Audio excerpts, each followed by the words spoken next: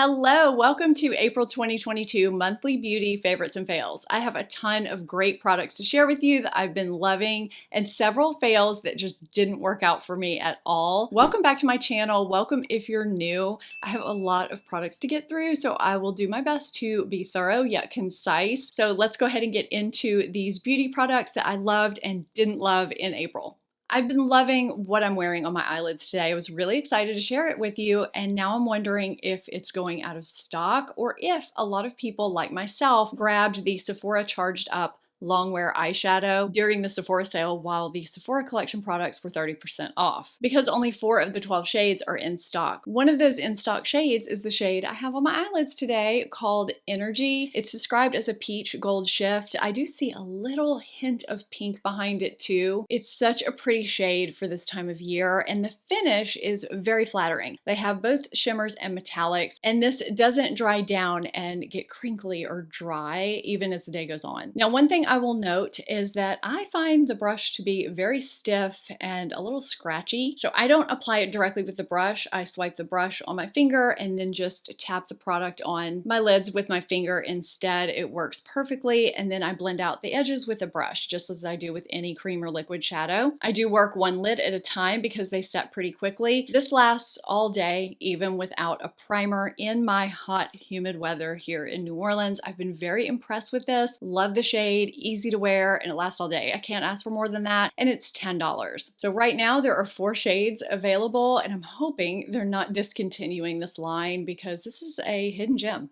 Tarte recently expanded their Maracuja Juicy Lip line. If you follow my channel at all, you know how much I love this product. It's basically my holy grail everyday swipe on and go product that I keep in all my bags. It hydrates, nourishes, feels good, gives some substance, comes in flattering colors. I love this product so much and cannot get enough. So they expanded it to include a Juicy Lip Plump, which I also bought during the Sephora sale. Now, any product that I'm sharing as a favorite or a fail from my Sephora haul may not be linked to Sephora because some of those products like this one are out of stock, so I'll have to link you elsewhere, which is fine. I mean, these products are available other places too. So this one, surprise, surprise, is a favorite. I love this product just as much as I love the regular Maracuja Juicy Lip. This does have a minty sensation to it that probably helps plump, but it doesn't have that tingling Novocaine bee sting sensation that you get with some lip plumpers. It is what's on my lips right now over this Huda Beauty lip contour in Honey Beige. I just have this on very lightly. I'll put on a little bit more. You may not even be able to see that. It's just so easy to swipe it on and just go, and it gives you a hint of color, but enough color to look polished and look nice. It fills out all those little vertical lip lines if you have any, and it's hydrating. So this contains a few good ingredients which actually do things for your lips. They have maracuja oil, which is rich in fatty acids and vitamin C, which help your lips look smoother, grapeseed oil, which helps diminish signs of aging, and goji, which supports collagen production and helps retain moisture. So the shade I applied is Primrose. I think it's a beautiful everyday neutral shade that can go with anything, and I'm sure I'll buy more shades of this just like I've bought the regular Juicy Lip product. I think this is a great extension of this line. I will be wearing this a lot.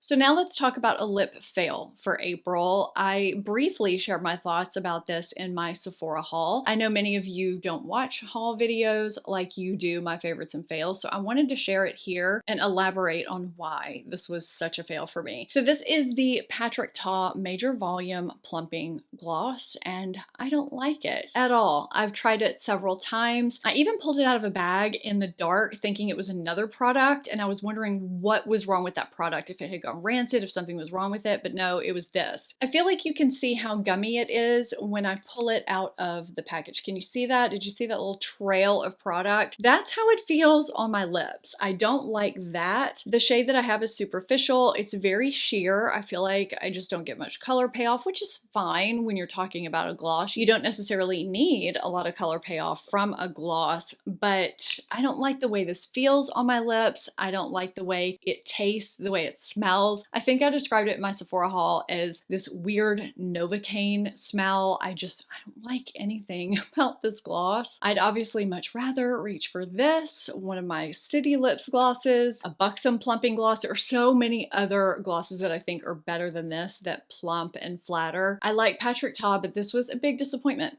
I've been so impressed with the Huda Beauty Cheeky Tint Cream Blush Stick. I was nervous when I first got it because it looks like it's going to be almost iridescent, but that just gives it this really pretty dewy look, and yet it doesn't remain sticky. It blends out so beautifully and just melts into the skin and just looks really natural. There's also some nice ingredients in here. I don't think you could go wrong with any shade you get. The shade that I have on my face right now is called Proud Pink. I think it just looks like a beautiful natural flush shade on my light medium neutral warm skin tone. I just think it's perfect. It doesn't matter if I apply this directly onto my skin, over foundation, or over powder after I've already set my foundation. It just applies and wears beautifully all day. So last month I talked about the shade Bubble from Persona, a new release from them, being this perfect flushed shade in powder form. It looks scary in the pan and a little bit different from Huda. Here is the Huda Beauty Proud Pink and here's Persona Bubble, but they kind of give that same effect. So now there's a couple of options if you want stick or if you want powder. And I do love that I can build this up if I want it to be a little bit stronger, or I can keep it a little more subtle. So if you like stick blush, or if you're wanting one that's really easy to work with, I think this is such a great product.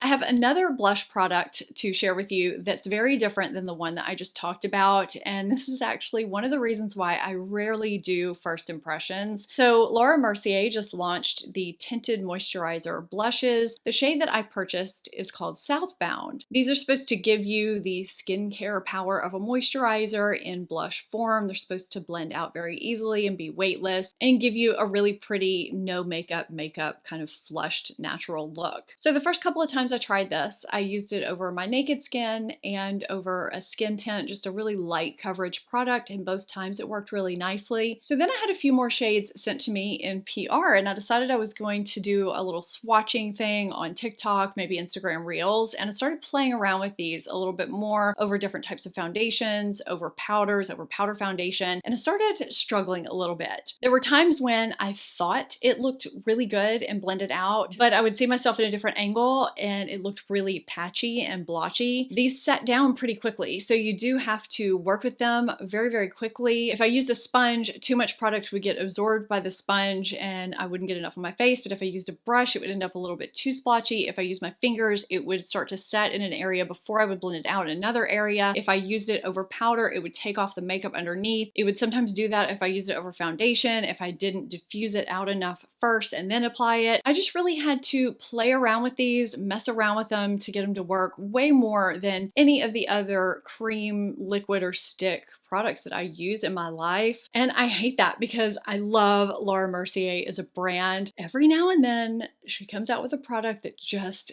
doesn't hit for me, and this unfortunately is one of those products. This was just a fail for me in April, and I'm kind of sad about it because I was so excited for these tinted moisturizer blushes. Some of you may really enjoy them, but they just didn't work for me. I haven't really heard anyone talk about the Pure Go With The Glow niacinamide drops. I've really been enjoying them. Now, if you're someone who found the Glow Recipe drops to be a little bit too dewy for you to use during the day, this would be a great alternative. I really enjoy incorporating niacinamide into my routine. My skin just loves it for keeping my skin clear, my pores minimized. It just does good things for my skin. So you can put this on your cleansed skin first thing in the morning, at night. You can also mix this in with foundation, tinted moisturizer, or whatever you're putting on your face that morning. So it does have niacinamide, which helps even skin tone and texture and helps with the appearance of fine lines and wrinkles. It also has vitamin C and squalane, which can help with hydration. It's also got this cocktail of superfood ingredients. It's got kale, spinach, aloe, lavender, grapefruit, and pomegranate that help the skin look smooth and moisturize the skin. I love the texture of it. I need to get these blush swatches off my hand so I can show you the texture. So it looks kind of like this milky lime green. It's kind of iridescent lime green. It absorbs right into your skin. I don't know if you can just see that slight radiance that my hand has, but it's absorbed, and it doesn't make my skin look too dewy the way some of these serums do that, you know, you mix into your makeup or you apply under your makeup. It sets down quickly. It's not tacky. It's not oily or greasy. I just love the way it makes my skin look and feel, and it's doing good things for my skin, and I've just been enjoying it. So if you're not even aware of it, which I don't think a lot of people are, I wanted to make you aware of it. If you're wanting to incorporate niacinamide or some other things into your skincare routine, or just make your makeup look a little more glowy during the summer without adding grease.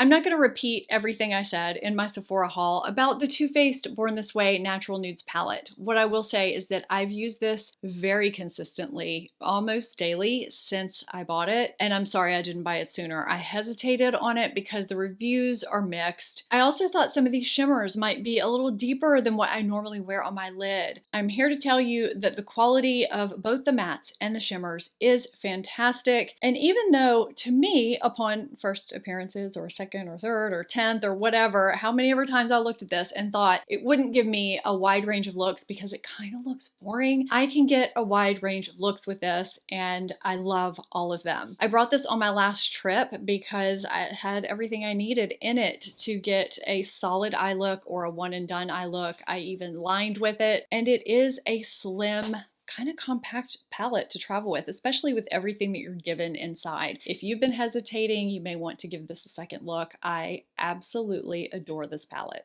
I've had quite a few of you ask me for my thoughts on the new Dior Backstage concealer because I absolutely love the Dior Forever Skin Correct concealer for a natural looking concealer under my eyes. It kind of fuses with my skin and just looks like a good no makeup concealer, yet it still covers. And one of my favorite everyday super versatile foundations is Dior Backstage. So what's my verdict on this?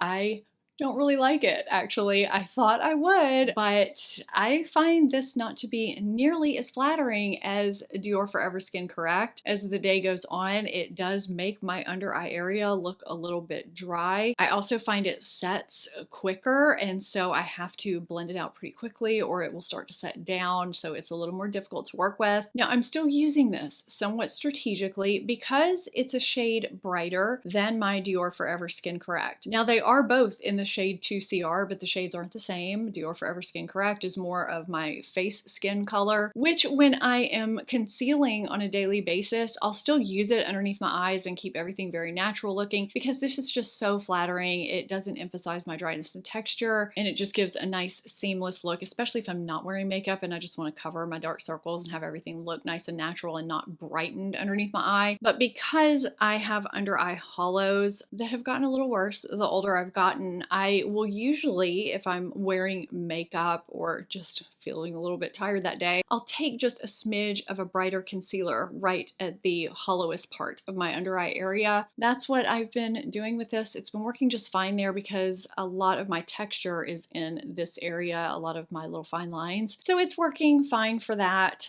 I just don't really love it for all over underneath my eyes like I thought I would, unfortunately. So this is kind of a meh product for me in April that I really wanted to love because I kind of thought it would just be this perfect meshing of the Dior Forever Skin Correct concealer and Dior Backstage foundation worlds. I don't know what I expected from it, but I didn't expect it to just be eh.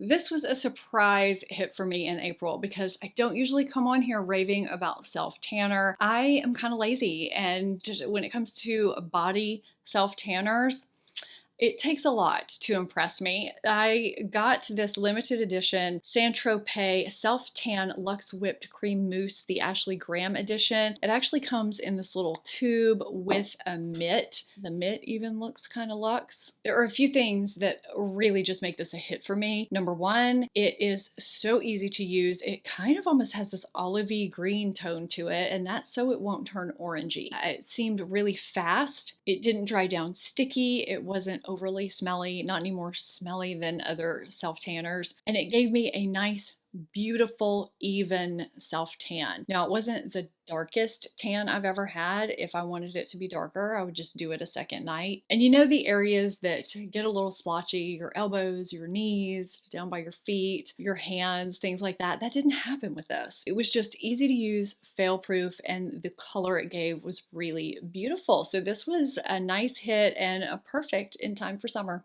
A lot of you told me I would probably like this product. I looked at the reviews and thought, I will probably like this product. I smelled it in my Sephora haul and thought, I'll probably like this product. But I don't like this product. This is the Tatcha, the Clarifying Clay Mask. This has a lot of great reviews, and I don't know what it is, but this just doesn't do it for me. So this has a very earthy, clean smell. I've used it several times. You're supposed to apply this and massage it into your skin. And as that massaging action occurs, it starts to turn this kind of reddish clay color, which kind of just looked like a tan version of my skin. Like I was wearing this super thick foundation with granules in it. It was kind of weird looking, and it warms up. So that part was absolutely fine. You're supposed to let it remain on your skin for 3 to 5 minutes, which is a very short time period. I was really excited about that. So I left it on for 5 minutes. It was still very tacky and wet. It felt just like it did when I first applied it, but I rinsed it off anyway, and I felt like it really just did nothing for my skin. The next morning I woke up and it was like I didn't use anything, and when I use a mask, I like to see something from it the next morning. More clarified, glowing,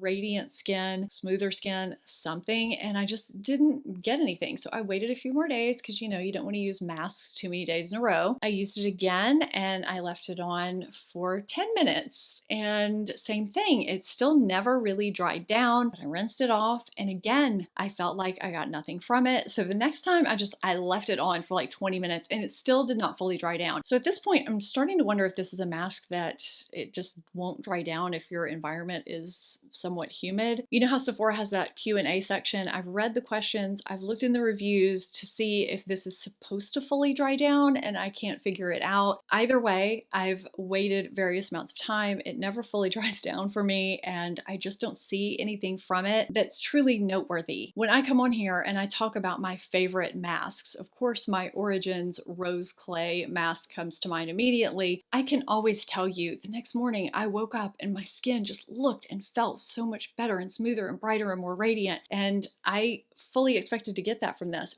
I love so many Tatcha products. One of my favorite cleansers, the rice wash, I just bought the big jumbo size because I love it. I just thought this was going to be a hit, and it just didn't do anything for me. So I don't know. I know a lot of people like it, but I just don't get it. I have another palette that has mixed reviews that I've played around a lot with, and I think it's great. This is the Fenty Sunstalker Face Eye Bronzer Highlighter Palette. I find this to be super easy to use, no matter if you're using it as bronzer all over your face, if you're using it as highlighter, if you're using any of these shades as eyeshadow, or this shade up here as an eyeliner. It's a great multitasking palette. If I'm in a hurry, I have just really enjoyed this, and I find the quality to be really nice in both the shimmers and the mattes. I love a good eye and face palette that I can just use everywhere and be done if I'm in a hurry or if I need to grab something to travel with. I think this is a great option if you're someone like me who loves a good multitasking, multi-purpose palette. I can't remember if I've talked about the Bare Minerals Gen Nude Bronzers before or not. I know a lot of people have and they love them. This is the perfect time of year for these. So I've been playing around with them and I just love them. The shades I have here are Kiss of Copper and Kiss of Pink. So here's Kiss of Copper and here's Kiss of Pink. These have a very, very flattering sheen to them, no sparkles, and they suggest that you apply them in this W sweeping motion over your cheeks and nose, which I just did with the shade Pink, to give this kind of dewy sun-kissed look. You can do that, or you can just use them as blush, but it just looks kind of like you got a little bit of sun. Really natural, really beautiful. So I'll just take a little bit of the copper and put it on my cheeks really quickly, just so you can kind of see that shade over the pink. Now I just used the copper on my cheeks. I didn't take it over my nose. I think it's such a pretty shade too. I think it would look great on tan skin or really any skin tone in the middle of the summer. There's something about these particular shades and the texture of these that makes them perfect for this application, this sun-kissed look that I've been loving, and I see myself using them all summer.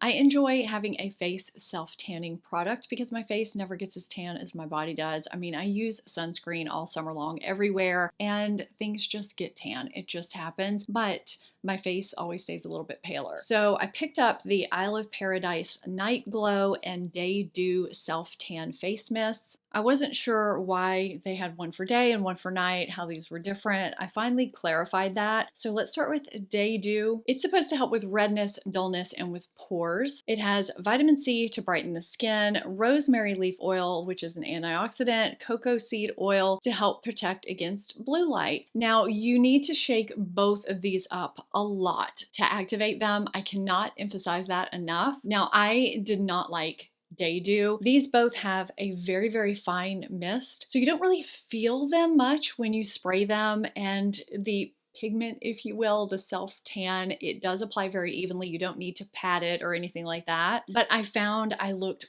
really greasy after I sprayed this, and I could just feel it sitting on my skin. So if you have truly dry skin, you might really like this. But I have a combination skin that gets oily in my T-zone. It's also getting pretty hot here. And when I applied makeup over this, even after letting it sit and soak in for a while, I just did not like it, and my makeup did not sit well over this. Night Glow is also supposed to help with redness and dullness, but instead of pores, it helps with uneven texture. It's got a jasmine oil to soothe skin, argan oil to moisturize skin, and hyaluronic acid for hydration. And because this one is applied at night, I found this one to be much better, and then you kind of wake up with this nice glow, and you can apply this one as much as you want. If you want to have more of a tan glow, you can apply it a second night, a third night, just however often you want. Nothing flared up my rosacea or any sensitivities or anything like that. I think I discovered I prefer using products like this at night. One more thing to note, another reason why I didn't like the Day Dew is because as the day goes on, you know, that self-tanner smell that develops, that happens during the day. I could just smell myself, that self-tanner. I just, no, did not like that. But at night, you know, that's normal for these types of products, and you can just rinse them off in the morning. So this good, this not so good.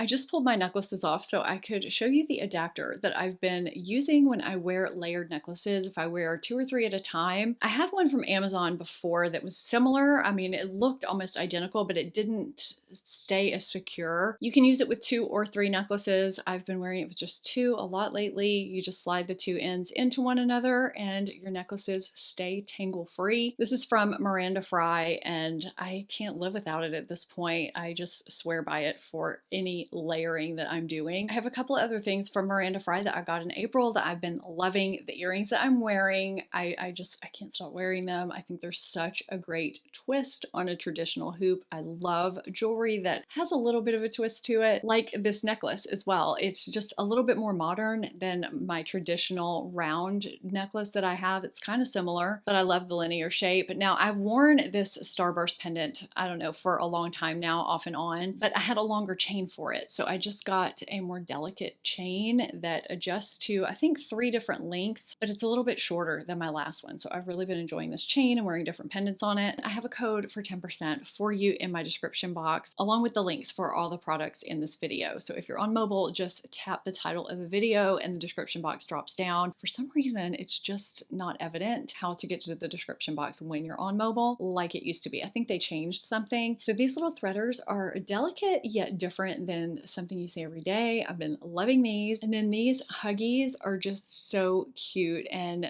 kind of similar to some of the trendier earrings that we see, but they have a little bit of a twist to them. And I just love the quality that you get for the price at Miranda Fry. These are probably the pieces I've been wearing the most this month anyway, but I mean, I reach for her stuff all the time. I'll also have a page where you can see my overall favorites if you want to see that, because I have a lot. Let me know what you loved or hated in April in the comments down below. Thank you so much for watching, and a big, big thank you to my Stephanie Marie Circle members for going above and beyond to support the channel. And of course, a huge thank you to the premium members for your continued support. It means so, so much to me, especially as I've been busier and busier over these past few months with our build. Your support and generosity and patience is so appreciated. I hope you enjoyed the video. If you did, give it a thumbs up. And if you're not subscribed, hit that subscribe button and become part of the family. Now, I had more favorites than are just in this video in April. I'm going to link my last Amazon video. I have some fantastic finds in there. And I just shared 5 amazing drugstore products that I've been loving. So I'll link that down below in the description box as well. So check those out if you haven't. I'll see you guys next time.